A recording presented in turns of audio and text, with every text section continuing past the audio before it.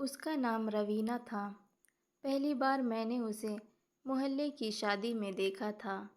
वो बहुत खूबसूरत थी। उसकी आंखें बहुत खूबसूरत थी। जो भी उसको देखता देखता ही रह जाता, उससे प्यार करने लग जाता। मेरा भी दिल उस पर आ गया था। वो हमारे मोहल्ले की ही थी। वो जब भी मेरे घर की तरफ से गुज़रती, मैं उसे देखता रहता और वो भी मुझे देखती। धीरे धीरे हम दोनों में बातें शुरू हो गई। मैं उसको देखते ही प्यार करने लग गया था। हम दोनों के बीच में प्यार की शुरुआत हो गई थी।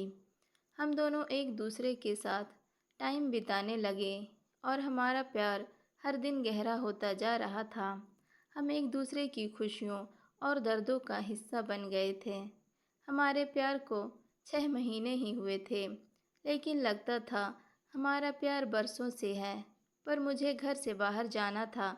मेरा परिवार चाहता था मैं इंजीनियर बन जाऊं, इसलिए मुझे पढ़ाई पूरी करने के लिए बाहर जाना था। रवीना यह खबर सुनकर बहुत उदास हो गई। मेरे जाने से पहले रवीना ने मुझसे वादा किया था, मैं आपका प्यार हमेशा याद रखूंगी और मेरा प्यार कभी कमज़ोर नहीं होगा। समय बीतता गया, लेकिन मुझे रवीना के बगैर जीने की एक पल भी इच्छा नहीं हो रही थी। वह मुलाकातें, उसकी यादें मुझे रातों को सोने नहीं देता। एक तरफ मेरी पढ़ाई चल रही थी, दूसरी तरफ उसकी यादें। मुझे कुछ नहीं समझ आ रहा था, पर मैं क्या करता। उसकी यादों और मुलाकातों को लेकर मैं बहुत दर्द खाता रहा। बस मैं यही रहा था, उसके बगैर जी नहीं सकता। वहीं दूसरी तरफ रवीना के घर वालों को पता चल गया था हमारे प्यार के बारे में।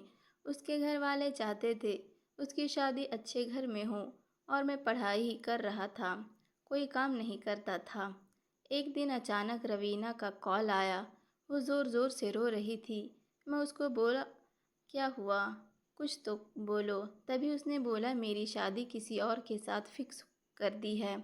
अगर मैंने शादी नहीं की तो पिताजी आत्महत्या कर लेंगे। मैंने उन्हें समझाने की बहुत कोशिश की, पर वो नहीं माने। इसलिए प्लीज़ आज के बाद मुझे कभी फ़ोन मत करना। यही बोलकर फ़ोन रख दिया। यह सुनकर मेरे होश उड़ गए। मैं बहुत रोने लगा। मैंने उसको दोबारा कॉल किया, यह जानने के लिए साथ जीने और साथ मरने का जो वादा किया था उसका क्या, पर उसने फ़ोन उठाया ही नहीं। मैं रात भर रोता रहा। 2 दिनों में मेरा पेपर था।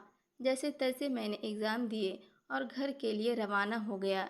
जैसे ही मैं रवीना के घर पहुंचा तो पता चला कि रवीना की शादी हो चुकी है, वो भी एक दिन पहले। मेरी तो जैसे जान ही निकल गई।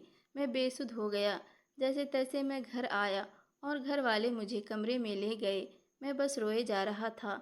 2 दिनों तक मैं अपने कमरे से बाहर नहीं निकला। मैंने उसे दिल की गहराइयों से प्यार किया था, पर शायद वो मेरी किस्मत में नहीं थी। रवीना अपने परिवार के लिए ज़िंदगी में आगे बढ़ गई, पर मैं उसको भुला नहीं पाया। सच्चा प्यार जो करता था। आज पूरे 2 साल हो गए हैं, पर जब भी उसकी याद आती है मेरे आंसू छलक पड़ते हैं।